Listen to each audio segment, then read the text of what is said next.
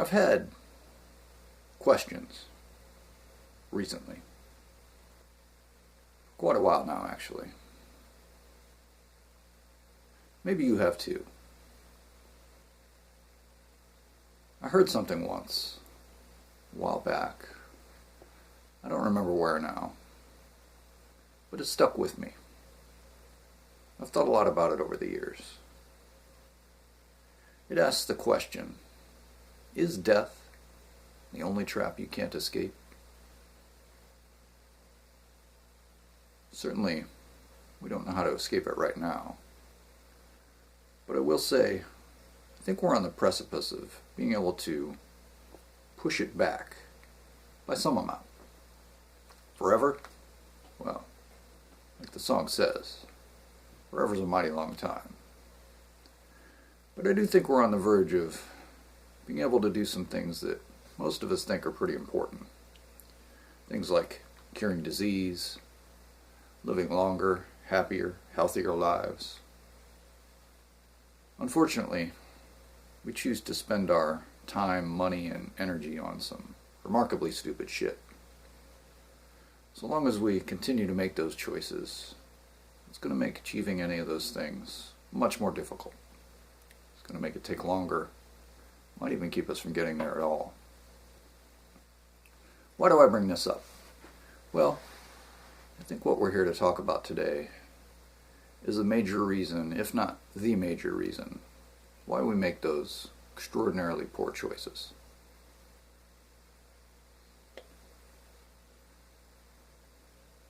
But let's get back to the question we started with. Is death the only trap you can't escape? Or are there others? I think there are. A few questions can help explain how these traps might work. Here's one. Can you fight what you can't see? If you can't see the walls of the labyrinth, is it a prison? If you can't see the walls of the prison, can you call it your home? What other choice do you have? It's a great word. Very important word. Choice. Do you have a choice?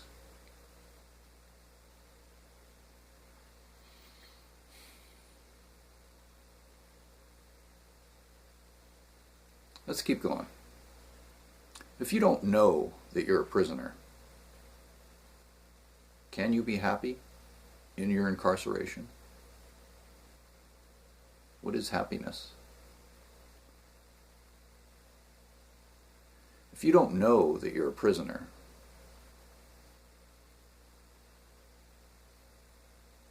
are you free?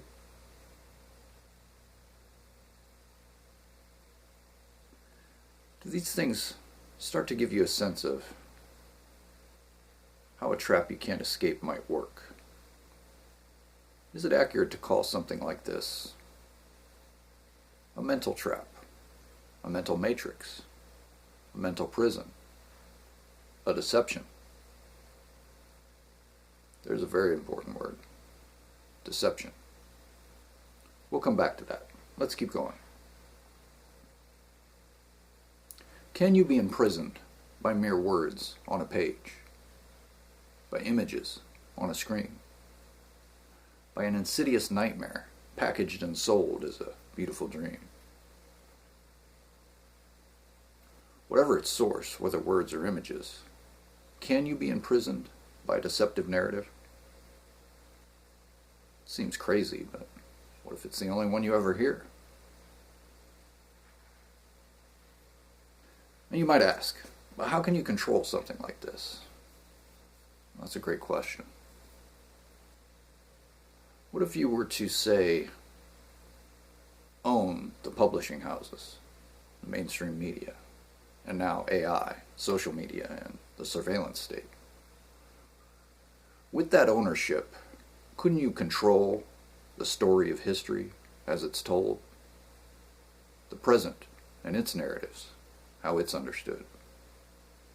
Couldn't you also control what everyone expects to see in the future?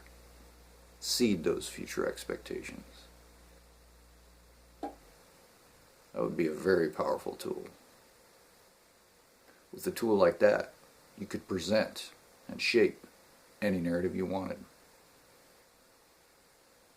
You could quite easily provide the bookends of acceptable thought and make sure no one ever goes outside of them. With a powerful tool like that, you could provide the walls of the matrix, the labyrinth, the prison, the trap you can't escape because you can't see the walls. What if I were to tell you that psychopaths, literal psychopaths, I'm not being hyperbolic here. What if I were to tell you that literal psychopaths own and control most of these mechanisms, this powerful tool? Would you be concerned? What if I were to tell you we could prove that definitively, with irrefutable clinical evidence that anyone could audit, check for themselves? Would you support that effort? Demand it? Insist upon it? Okay, you say. Maybe. Maybe we could agree that something like this could exist. But to what end? What purpose is this tool used for? Simply to keep you entertained, to provide you with a never-ending stream of delicious distractions, beautiful lies, and titillating mysteries and whodunits. This is the never-ending scroll that is the Matrix. Modern-day bread and circus. But why? Well, to keep you playing the role of tax donkey and debt slave forever. To keep you compliant sheep, dependent. Farm animals to be moved from pasture to pasture as it suits the whims of those who own the Matrix. But who is that? Who owns the Matrix? That's a great question. Who has the massive quantity of resources available to them that would be required to own the Matrix and all of its mechanisms? Is it the people who own the money printing presses? Is it the industry associations who lobby, by which I mean bribe, Congress, write the bills for them which they never read but only ever rubber stamp? Is it the people who own the publishing houses and the mainstream media, and now AI, social media, and the surveillance state? Is it the people who own the large financial houses, who own most of our resources, and most of the companies around the world? Like that guy. What's his name? Larry Sphincter. So appropriately named, that guy. But I digress. If this all seems far-fetched, just think about the last 5 to 10 years of our history and ask yourself this question. Who benefits? Who has the incentive? Don't take my word for it. Check into this for yourself. It's all publicly available information. None of it is hidden. Many people have written about it at this point. All of this is worth having a serious conversation about. Hopefully we will. Maybe that conversation will lead to us making much better choices in the very near future. I hope that it does. We've explored some great questions today. Some very important questions. Here's one more. What is the key difference between good and evil? Is it deception? Is it a coincidence that deception is the key goal of the Matrix? What can we deduce from that? I think it's appropriate that we end by restating the question we started with. Is death the only trap we can't escape? Or are there others? Are you trapped in the Matrix? Are we all?